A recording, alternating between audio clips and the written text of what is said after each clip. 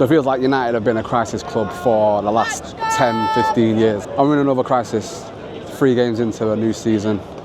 But we need to figure out who is the real problem at Manchester United. Is it the owners? Is it the manager? Is it the players? Or is it the fans? So down here today against Burnley to find out from United fans who is the real problem at Manchester United right here on FCAA. Sides of the queues down at the Megastore before the game. And if you do blame the owners, this is one reason why we can't get shot of them, because if the cash registers are ringing out game after game, they're getting their money. We're just fools for it. I'll just stand by and take it for 20 years now, and it carry on that way for another 20 easy. As you know, on this channel, I try and keep it as real as possible, try not to blow smoke at your ass. On my own, we are desperately in trouble, and I didn't come into this season with any confidence anyway.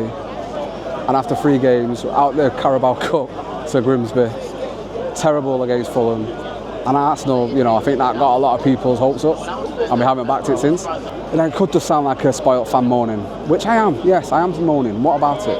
But I desperately fear for this football club, and I'll talk about my feelings on the owners, on the manager, on the players, and as us as fans as well. But before we do that, let's hear from some of the fans outside Old Trafford to see what they think about Manchester United and who deserves to get blamed, who deserves the stones thrown at them. Not literally, but let's see what they think.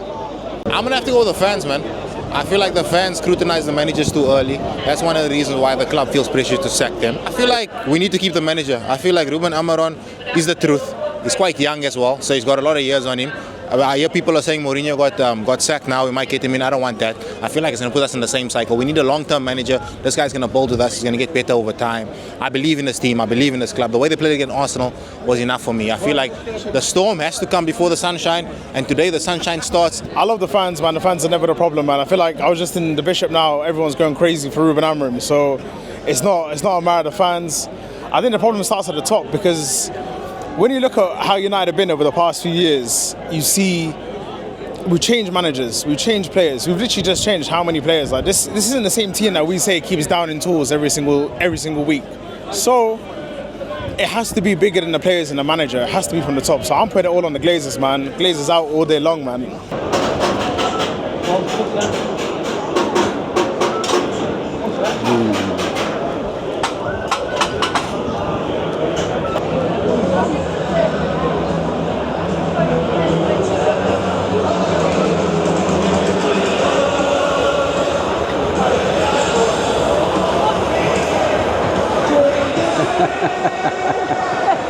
So let's talk about the owners, and let's be honest, this has been and could continue to be its very own video.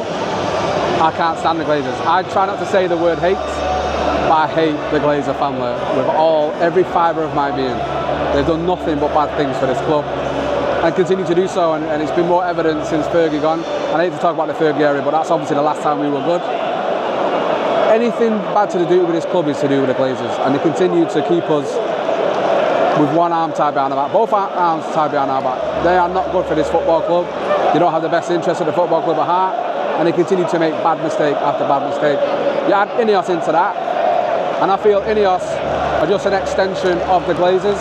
They are no better than the Glazers, and I think they're here to facilitate them and do what's best for them and not the football club. We don't need a new stadium. Well, maybe we do now because of the Glazers' neglect.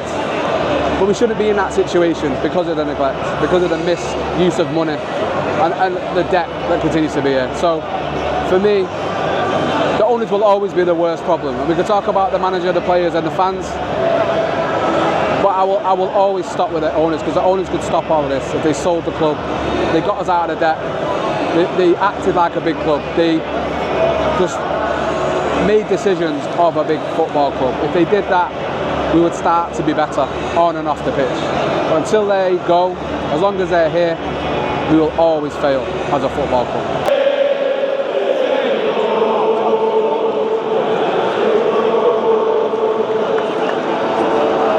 Jesus Christ. Oh, mate. That's a long one, to be fair. How much time you got? I was a little bit willing to give the owners, or at least Ineos, a little bit of leeway while they try and sort stuff out. Obviously some horrific decisions, but we've seen nothing. Absolutely nothing. They've spent so much money, so I've got to put it on them, man. The money's not enough. Like, that's not support. The mood around here is fucking on a knife edge. Sorry about the swearing. Like, you feel like it could turn like any minute, you know. And I put that down to them, to be honest. I feel like they've created a really bad vibe around the place. Yeah, I'm putting it on Ineos.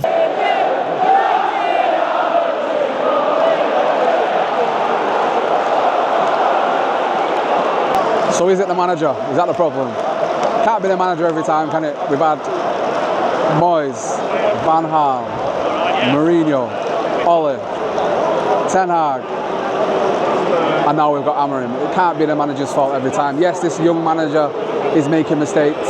You know, shout out to Flau, because he raised a really good point on the Jaffon podcast, saying this is the first time, probably in his career, that Amorim is facing adversity.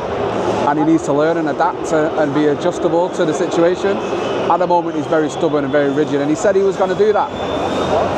Is it enough to back him? You know, we look at the Europa League final, which was terrible last season. 7 wins in total. Can't win 2 games back to back. 28 points in 29 games. It all screams relegation form. Does he deserve time to try and turn it round? Listen, I'm the biggest hypocrite in the world. Yeah. I want him out, I want him gone when I'm angry. But reasonably, like, yes, maybe he does deserve the time to try and turn it around and be given what every other manager has, which is at least 2 seasons, barring Moyes, but we know how bad it was with Moyes.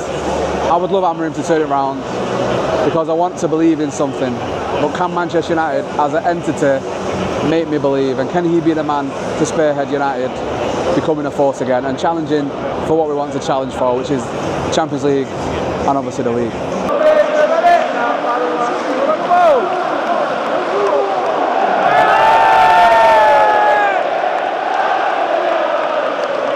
I want to say it's a mixture of everyone, and you could call me a cop-out, but I think it is the owners. I think the fans as well lower the standards. I think the managers haven't been good enough. I think the players also have been overpaid, hence therefore not being good enough to be performing week in, week out. I think it's a mixture of everything, and I think ultimately that all creates a toxic environment, and I think that's where, you know, we need to sort out. Once we create a positive environment, that's when you'll see the club football, the football club back, man. So we all have to work in unison, man. Fans bring expectations, players demand it, everyone feeds off it. It's like a food chain. And once that food chain is ready and we see a proper, you know, club, that's when we'll see it, man. So I'm going to say it's a mixture of everyone. And then we come to the players. Individually, you'd say some very, very good football players. You know, we've gone and bought 2 of the best attackers in the Premier League from last season. Yes, albeit from what you would say smaller clubs in the league, but good players nonetheless. I go mad at the players all the time, and I get told, "You're not backing. How are you backing her?" or whatever. I just don't like some of them, and I think they've been here long enough now. I'm talking your Maguires, I'm talking your Shaws, I'm talking your Delos, Brunos, Casemiros. These players that have been here a long time now, and some players that have come in aren't good enough. You know, Agate, there's question marks over Xerxes still, but we have to judge them what we see on the pitch, and what we see on the pitch isn't good enough. And it can be a collective, the manager, the players, the fans, everything. But a lot of these players I would like to see moved on. You can't finish 15th in the league for Manchester United, for me, and stay. We sold 1 player from last season, which is Garnacho, and I want better. And could they be better under another manager? Potentially. But should the manager have to stick with a lot of this crap that he's got in the playing squad? Not for me. Absolutely not. So I think the players have to hold themselves accountable a lot of the time with what we see on the pitch, because the manager can only do so much. The players have to take his instructions on and do what he's asking, and a lot of the times they don't do that.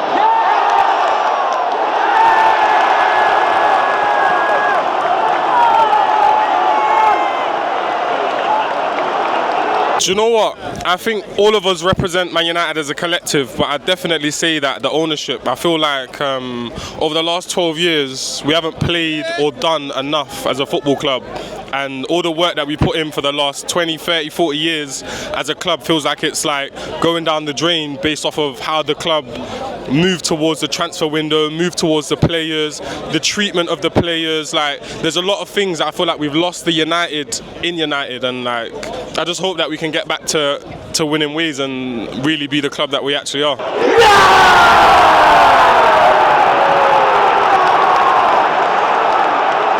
Is it the fans? I think we have to take some blame sometimes. Maybe our standards are a bit too high for where we actually are. You know, some fans are far too negative, sometimes are far too positive, pounding managers out, not backing players. I think sometimes we can add to the toxicity sometimes, but I think with fans it comes from a good place. We want to win, we want United to win trophies, we want to be the best team in the world again.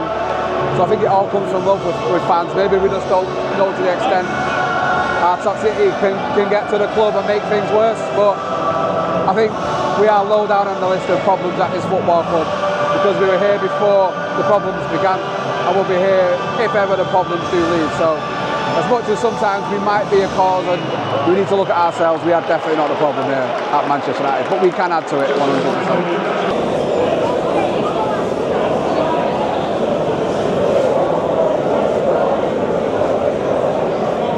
So in conclusion, I think the owners, the manager, the players and the fans can all contribute and be problems. But I think there is a hierarchy of how severe these problems are, and I think with United, it has to be the owners first.